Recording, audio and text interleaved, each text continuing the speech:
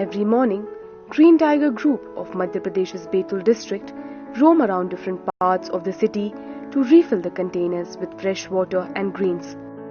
With the commencement of Corona lockdown, the globe has witnessed a massive decline in the pollution level. This attracts migratory birds to travel to different parts of the country. With this group humanitarian gesture, thousands of migratory birds found a comfort zone in the district. Green tigers Betul हमारी जो संस्था है पर्यावरण और पौधा संरक्षण जल संरक्षण के क्षेत्र में पिछले 1 साल से कार्य कर रही है। अभी वर्तमान में हम लोगों के द्वारा चूँकि लॉकडाउन के दौरान पशु पक्षियों का बहुत ज़्यादा आवागमन हो गया है और प्रदूषण मुक्त होने से बहुत ज़्यादा पशु पक्षी आ रहे हैं, जिनको गर्मियों के दिनों में पानी की व्यवस्था हम लोग ग्रीन टाइगर्स के द्वारा करें।